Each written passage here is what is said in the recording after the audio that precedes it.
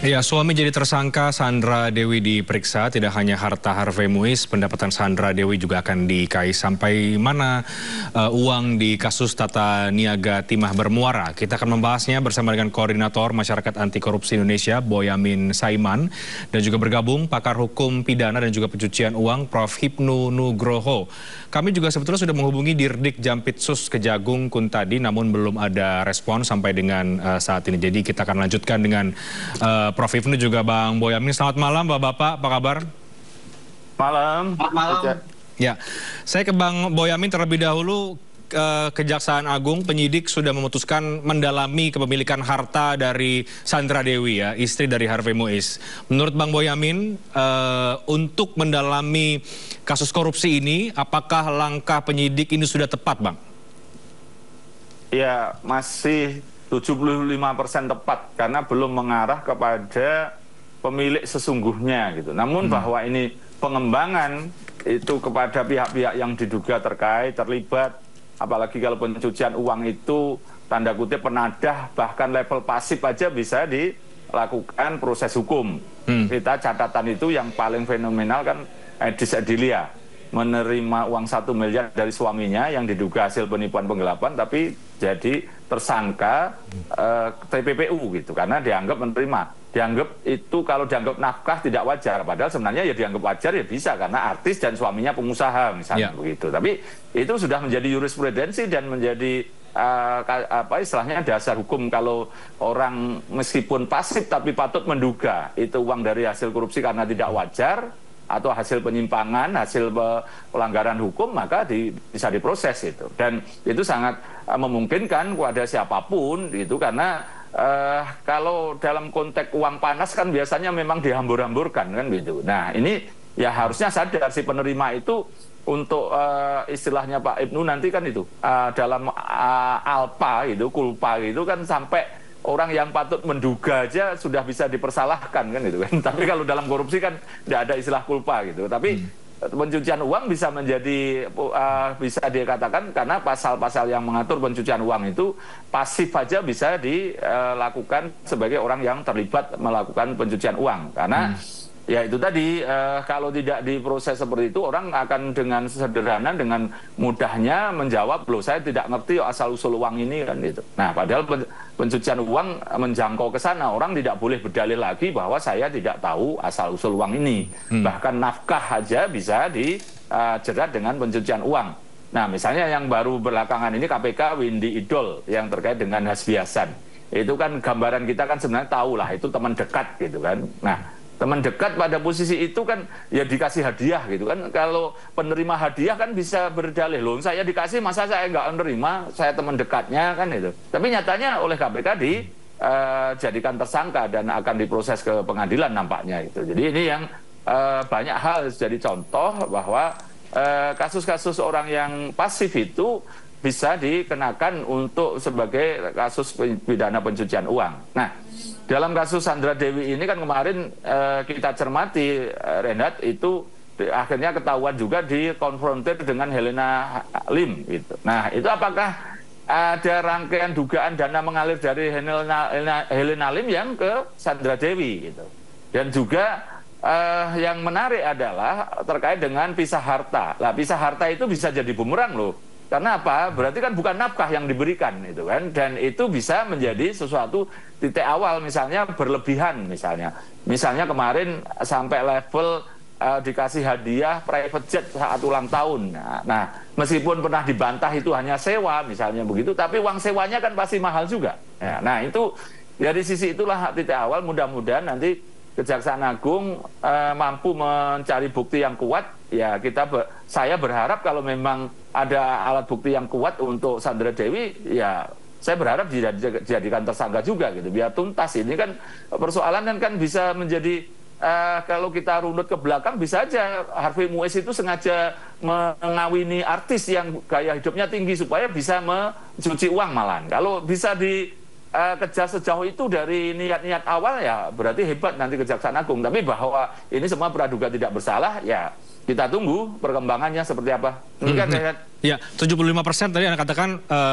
tepat berarti ya, Bang Boyamin. Artinya masih ada sisa 25%. Ini perlu atau tidak atau bagaimana menurut Anda sampai sejauh itu kemudian Sandra Dewi harus dicek, didalami soal kepemilikan hartanya?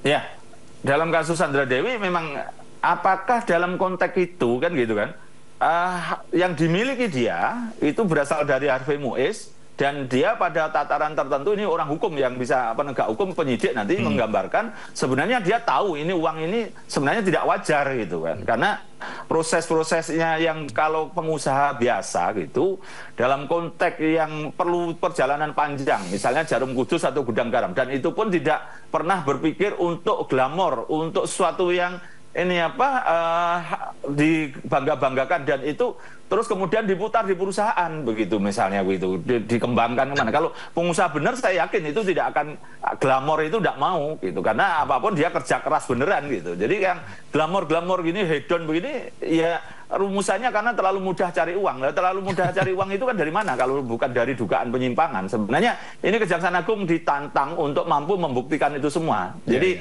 tolonglah kalau sekalian jangan hanya setengah-setengah 75%, genapkan 100%, termasuk yang beneficial owner, jadi pemilik keuntungan sesungguhnya dari perusahaan, dari usaha tambang yang kemudian diduga korupsi ini gitu, Reinhard. Jadi karena uang panas, jadi tendensinya lebih untuk dihabiskan untuk hedonisme ya, Bang Boy, dan juga menghambur-hamburkan uang. Kita tanya ke Prof. Ibnu bagaimana pandangannya ini soal kemudian ada perjanjian pranikah pisah harta. Tadi kata Bang Boy ini justru bisa menjadi bumerang. Dalam perspektif hukum sebenarnya bagaimana soal dalil sudah pisah harta ini? Ya, begini Mas, ini kan masih dalam praadjudikasi. Jadi praadjudikasi itu suatu konsep tentang bagaimana Kejaksaan Agung melakukan suatu penyidikan terhadap siapa saja yang melakukan suatu dugaan korupsi tambang. Yang perlu kita apresiasi adalah sudah 23 orang. Ini luar biasa, 23.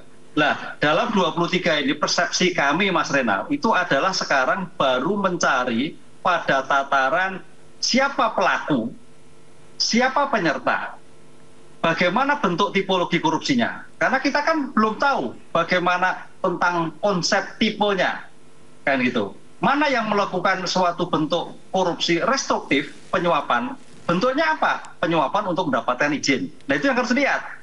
Kalau itu yang terjadi, siapa yang disuap dan siapa yang menyuap. Ini yang kita belum ada gambaran. Karena kalau kita lihat sekarang ini kan sebetulnya kan itu banyak istilahnya Mas Boyamin kan iu bodong. Lah iu bodong itu kan tidak ada izinnya. Sedangkan kalau kita baca iu bodong itu menggali pada tanah-tanah tambang yang dimiliki negara. Nah ini yang jadi permasalahan kan seperti itu. Nah itu satu. Kemudian yang kedua, dari hasil memang kita berikan bagus. Kejaksaan Agung sudah melakukan aset seluruhnya.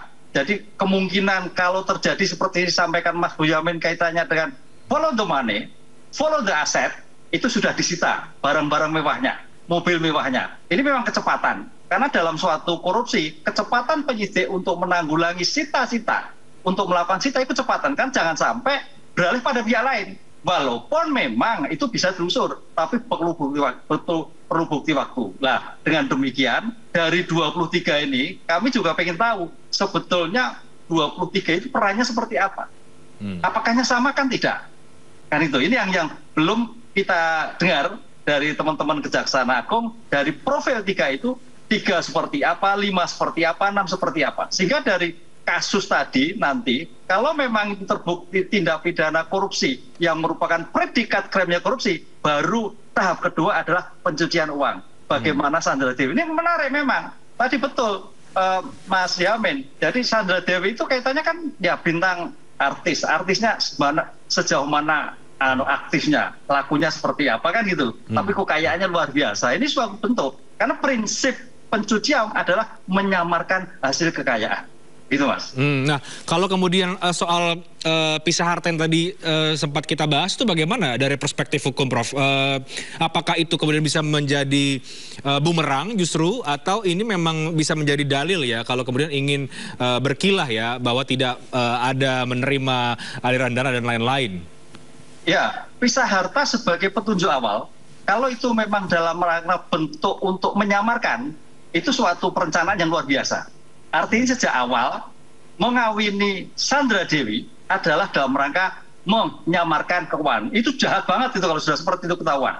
Tapi ya mudah-mudahan enggak lah, asal cinta lah, masa gitu. Nah, itu menanya gitu, itu jahat banget kalau sampai mengawini seseorang artis dalam rangka untuk menyamarkan hasil keuangan. Ini mudah. Tapi dalam politik money politik, apa kaitannya dengan pencucian uang? Nggak ada kaitannya, Mas. Jangankan kawin kontrak, kawin jelas saja istri juga harus tahu. Seolah tidak tahu masuk kualifikasi pencucian uang. Jadi nggak masalah. Jadi justru kalau seandainya nanti Kejaksaan Agung mengetahui, mengindikasi bahwa kawin itu dalam rangka untuk melakukan suatu bentuk menyamarkan, itu suatu luar biasa. Artinya tren sekarang dalam rangka itu harus hati-hati bagi mas-mas atau mbak-mbak yang dikawin para pejabat negara. Apalagi kalau di awal sudah ada perjanjian pisah harta ya. Ini bertanyakan nih karena cinta atau karena penyamaran. Tapi begini Prof, di luar soal itu, spekulasi soal itu, ini kan ada pisah harta dan lain-lain.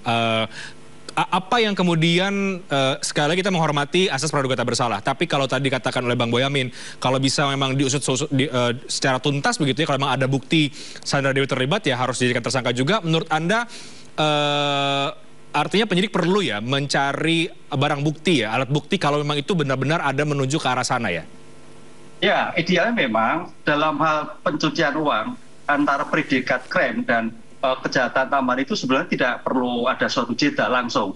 Tapi kalau kita melihat keadaan yang seperti biasanya, penyidik hati-hati Mas. Kejaksaan hati. Predikat kremnya dulu. Selesaikan baru TTPU-nya. Ini kalau lihat baik itu Kejaksaan Agung, KPK, apalagi semuanya adalah predikat krem baru. Etapa kedua adalah pencucian uangnya. Ini saya kira semua mudah sekali. Karena ingat loh tadi tentang pencucian uang apalagi penerima pasif. Konsep kehati-hatian. Karena undang-undangnya itu cukup juga memberikan kata kunci hendaknya mengetahui, patut diduga ini kan. Sekarang pertanyaannya, orang diberi masa patut diduga, masa menanyakan. Kan gitu kan. Wah ini kan rezeki kan gitu. Masa tanya ini Pak Benyamin uang dari mana? Kan nggak pantas Mas. Kan itu loh. Nah itu konsep itu yang menjadikan dasar rumusan pencucian uang itu juga harus, walaupun pasif itu patut diduga, harus mengetahui bahwa ini adalah uang yang dalam penting tidak benar. Misalkan contoh yang sekarang lagi SJL, seorang biduan penyanyi, masa sih sekali nyanyi 100 juta kan itu loh. Iya kan harus ya. Masa ini Pak Menteri 100 juta apa resmi itu kan nggak patut Mas. Nah, ini yang juga harus hati-hati dalam seperti itu Pak. Oke. Ya. Menarik memang kalau kita mendalami. Jadi langkah penyidik Kejaksaan Agung untuk ikut menelusuri ya kepemilikan harta Sandra Dewi ini menurut Anda secara hukum juga sudah sesuai ya Prof. Ibnu? Ya, sesuai. Karena profil seorang Sandra Dewi kalau kita lihat dalam entertain juga tidak laku-laku amat. Oke. Bang Boyamin, ya, masih gagal ya? Sejak menikah malah nggak laku kira-kira. Nah, itu kan. Oh iya. Tapi gaya hidup luar biasa begitu ya. Luar biasa. Yang kemudian ditampilkan ke publik. Bang Boyamin, ada 23 ya yang kemudian tersangka ya dalam kasus ini. Ini artinya besar sekali ya. Catatan dari Maki sebenarnya bagaimana sih kalau kita bicara lebih luas ya soal kasus korupsi timah yang merugikan secara ekologis ya sampai 270 triliun rupiah ini? Ya, ini kalau dikembangkan masih akan banyak lagi. Misalnya oknum pejabat di pusat gitu. Karena sistem tambang itu ada verifikasi MOM, MODI, dan beberapa RKAB itu bagian dari pemerintah pusat, Kementerian SDM. Nah, di Sulawesi Tenggara itu bahkan mantan dirjen waktu itu dirjen Minerbanya dijadikan tersangka dan kemarin divonis bersalah meskipun masih banding.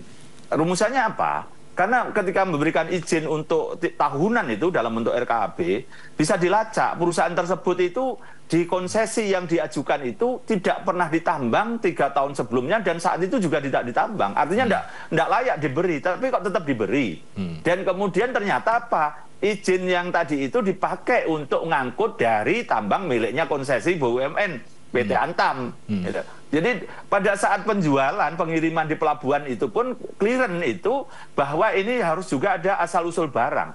Lah ini dia tidak nambang, kok tiba-tiba punya barang. Dan di kasus timah juga begitu gitu. dia tidak punya konsesi tambang yang layak ditambang itu nggak ada, tapi dia punya RKAB diduga loh ya gitu. Kemudian juga nyetor barang. Nah, dari mana? Nah, itu Kejaksaan Agung mampu merumuskan gitu kira-kira bahwa barang itu ya dari konsesinya PT Antam gitu. Artinya ini bahasa saya ini paling bawah teledor atau tidak tahu, atau pura-pura tidak tahu, atau bahkan tertinggi sekongkol, kan jadi begitu. Nah, kalau Kejaksaan Agung merumuskan ini ada korupsi, berarti kan diduga minimal tadi itu pura-pura tidak tahu, membiarkan itu. Apalagi kalau rumusannya nanti ternyata pada posisi itu diduga sekongkol malahan karena ada perjanjian-perjanjian. Nah, itu yang rumusan-rumusan itu nampaknya dikebut oleh Kejaksaan Agung sampai level tertinggi, yaitu diduga ada persekongkolan, sehingga dengan mudah Kejaksaan Agung merumuskan ini sebagai hasil korupsi. Nah, kalau begitu nanti bisa juga merembet ke oknum pejabat di pusat, itu juga merembet. Kalau kemarin daerah kan sudah yang di daerah kan sudah ada tersangka dari SDM daerah gitu, baik kabupaten maupun juga diduga provinsi gitu. Nah, itu kan rekomendasi misalnya, itu yang sesuai kewenangan saat itu. Nah, ini yang belum pemilik-pemilik yang lain gitu. Nah, terkait dengan catatan kembali ke Sandra Dewi, Renhat, ini ada dua hal yang perlu saya catat. Kemarin itu kan dikonfrontir dengan Helena Lim. Ya. Itu versi saya ini alarm bahaya bagi Sandra Dewi gitu. Berarti diduga ada aliran atau berkaitan dengan Helena Lim yang masuk Sandra Dewi. Padahal itu money changer gitu. Nah, ini kalau dikonfrontir itu kan masa Kejaksaan Agung penyidik tidak punya data gitu. Kan nggak mungkin gitu. Nah, ini bisa alarm bahaya. Berikutnya adalah berkaitan dengan proses yang istilah saya nantinya ini bisa menjerat Sandra Dewi adalah berkaitan dengan alarm-alarm yang lain gitu. Didalami tentang tadi saya katakan surat perjanjian pranikah itu, pisah harta itu bisa menjadi alarm juga. Jadi menurut saya ini betul-betul Sandra Dewi perlu kejujuran. Memang kalau dia tidak tahu itu menyampaikan bentuknya seperti apa. Tapi kalau diduga malah bagian dari Helena Lim itu untuk mencuci uang karena berkaitan dengan money changer, peralihan-peralihan uang yang diduga manipulasi CSR segala macam, itu kan dianggap Harvey Muiz kan juga diduga terlibat bersama Helena Lim itu. Nah, sejauh apa keterlibatannya Sandra Dewi ini, Reinhard? Itu loh. Jadi ini memang saya pengen gitu punya bayangan nanti kira-kira kalau ini bisa dibuktikan ya mau tidak mau Sandra Dewi menjadi diduga terlibat dan bisa jadi tersangka kalau jika bisa dirumuskan itu. Jadi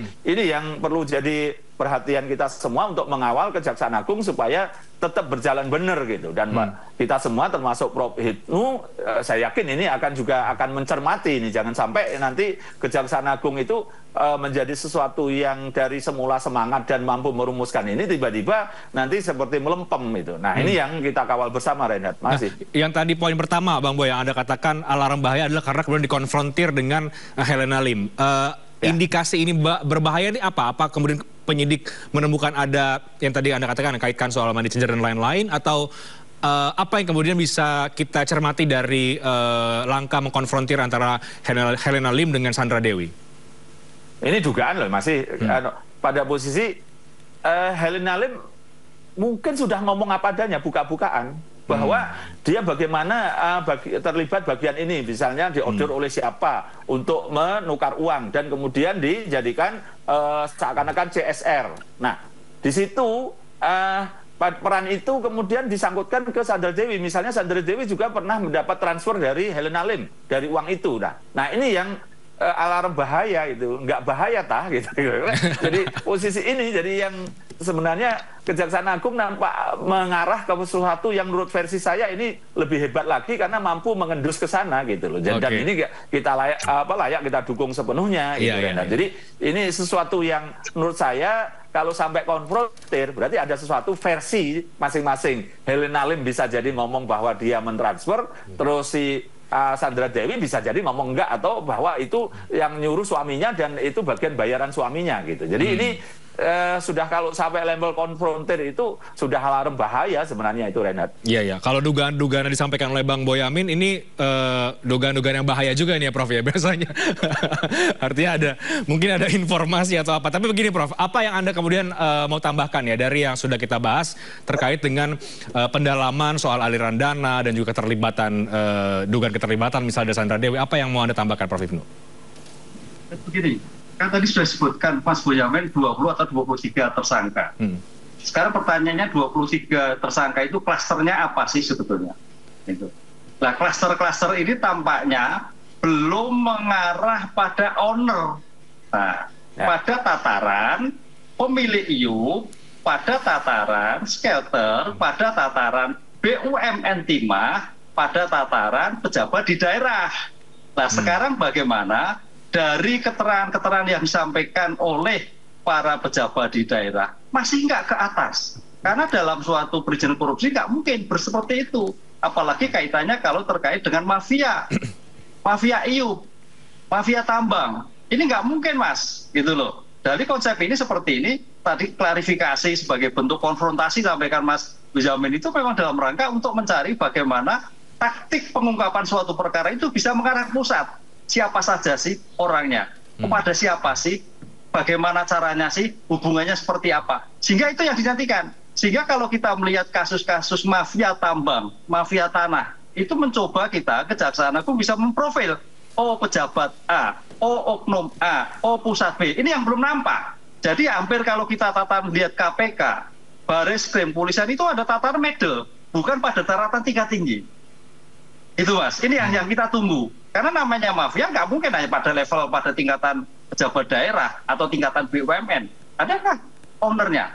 Itu yang kita tunggu, mudah-mudahan dengan konfrontasi-konfrontasi yang dilakukan oleh Helena, kemudian Muiz, itu bisa istilahnya orang Jawa nyakot ke atas. Nah, kalau nyakot ke atas itu paling tidak negara kita ini, oh ternyata masalah mafia tambang itu tidak hanya pada tingkatan daerah, tapi memang alurnya sampai pada tingkatan yang tertinggi. Iya, iya. Itu melengkapi juga tadi disampaikan oleh Bang Boyamin ya, bahwa ini sebetulnya bisa lebih luas lagi tersangka yang kemudian bisa orang-orang yang kemudian bisa dijadikan tersangka. Prof Ibnu, tapi kalau kita kembali melihat proses pemeriksaan kemarin ya dari Sandra Dewi 10 jam yang kedua kalinya, artinya ada keseriusan mungkin atau ada urgensi ya sekali lagi untuk mendalami atau memeriksa seorang Sandra Dewi. Apa yang Anda lihat ya dari 2 kali pemeriksaan oleh penyidik dengan kurun waktu yang cukup lama sebenarnya?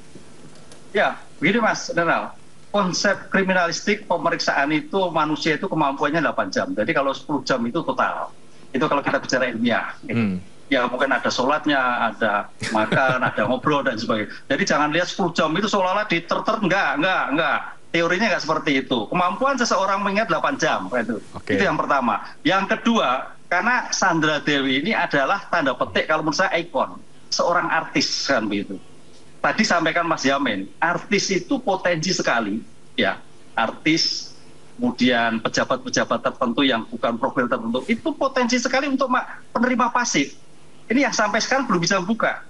Gitu Mas. Kalau kaitannya dengan penerima aktif itu nggak masalah tadi ABC tapi penerima pasif ini terhadap tokoh-tokoh tertentu, artis dan sebagainya itu nggak ada istilahnya nggak ada pakemnya gitu loh. Jadi siapapun bisa menerima, siapapun bisa melakukan. Nah konsep inilah yang akhirnya dalam undang-undang pencucian uang itu memang sebetulnya juga perlu ada perubahan. Patut diduga. Pertanyaannya masuk menerima menanyakan. Ini agak kesulitan kalau kita sampai melakukan pada penerima pasif. Kesulitannya di situ. Contoh misalkan pada suatu jabatan tertentu kalau kita penelitian tertentu misalkan seorang tanda petik maaf ya notaris. Itu kan nggak ada suatu tarifnya. Sehari membuat sertifikat 10 padahal kemampuannya orang itu hanya 1. Pertanyaannya 10 itu uang siapa? Kemudian seorang juga jasa misalkan advokat. Ini ya biasanya honor sekian, honornya sekian. Itu uang apa? Ini agak sulit. Kalau kita kaji dalam suatu penelitian-penelitian penerima pasif yang tidak ada suatu batasan. Mas Boyamin misalkan soal advokat. Wah ini Mas Boyamin kasih 200 M. Wah duit dari mana ini? Ini Mas Boyamin harus tanya kan gitu kan. Wah ini tambang, curiga ini dari tambang Bayer. Nah ini kan harus tahu. Nah, konteks inilah Mas, untuk penerima pasif PT Sandra Dewi, tampaknya itu yang menjadikan tolak ukur. Sehingga penanganan suatu kejahatan itu juga sebetulnya perkaranya, tapi juga dilihat seksi itu dari personel subjek hukumnya. Sehingga akan menjadikan suatu kepercayaan masyarakat menjadi headline, oh ini adalah seorang yang artis, public figure. Ini akan menjadikan suatu nama tertentu. Walaupun itu tidak melihat, itu subjek hukum sama saja. Tapi begitu artis bisa membuka nilai lebih dalam suatu pengungkapan perkara itu sangat luar biasa. Masyarakat akan melihat, oh ini kasus yang luar biasa. Lain dengan kasus-kasus yang biasa. Kan itu Mas. Itu saya kira taktik mengentertain bagaimana suatu kasus itu bisa, masyarakat itu bisa ikut mengikuti dalam rangka suatu pengungkapan suatu perkara. Ya, sehingga kita pun malam ini membahasnya ya. Terakhir berarti kalau begitu ke Bang Boyamin, singkat, apa yang Anda harapkan dari proses pendalaman kasus korupsi timah ini? Terakhir Bang. Ya, bahwa kita ini kan pengen tambang ini bermanfaat maksimal bagi masyarakat, bagi rakyat Indonesia. Tata kelola ini yang betul-betul ternyata sangat buruk begitu. Dan ini yang harus kita perbaiki bersama. Bahwa ini jebolnya begini ini justru saya melihatnya dalam kurun waktu dekade terakhir begitu. Jadi artinya 8 sampai 10 tahun terakhir ini justru gila-gilaan bagaimana dulu tambang batu bara, gila-gilaan istilah koridor. Istilah tambang ilegal, bagaimana mengambil ini, istilah itu yang paling utama, paling gampang ditambang itu adalah namanya dokter, Prof. Itu istilahnya dokumen terbang, nggak punya tambang, nggak punya konsesi, tapi dia menjual. Ternyata yang ngambil dari mencuri begitu. Nah, kalau dulu mencuri yang artinya bukan milik negara, bukan milik BUMN, sekarang malah meningkat ternyata milik BUMN, yaitu di Sulawesi Tenggara milik PT Antam yang berkaitan nikel, ya sekarang PT Timah di Bangka Belitung yang berkaitan dengan timah gitu. Ternyata bahkan mencuri di lahannya sendiri, dicuri orang, dibiarkan dicuri orang, bersekongkol dugaannya begitu untuk mengambil dan seakan-akan milik yang mencuri gitu, terus kemudian dijual kepada oknum, ya artinya menjadi barang yang dibeli oleh BUMN. Ini kan banyak hal yang dirugikan. Satu, itu tidak ada reklamasi otomatis karena curian kok gitu, tidak ada. Maka di Bangka itu pulaunya bopeng-bopeng gitu kan, bukan sekedar jerawatan gitu, bukan sekedar panu, tapi sudah bopeng gitu. Karena memang begini, tidak ada yang tanggung jawab reklamasi ini siapa. Maka inilah penegakan hukum ini untuk tata kelola yang lebih baik. Kalau tidak itu kita sia-sia karena besok lagi akan terjadi lagi. Masih Reinhard begitu. Ya. Kita kawal bersama ya Bang Boyamin, Prof. Ibnu, proses terkait dengan dugaan korupsi timah ini seperti apa. Di luar dari kemudian ada dugaan keterlibatan dari artis Sandra Dewi ya sebagai seorang istri dari Harvey Moise tersangka. Terima kasih banyak waktunya Prof. Ibnu, Bang Boyamin, selamat malam, sehat selalu. Terima kasih Profesor Ibnu.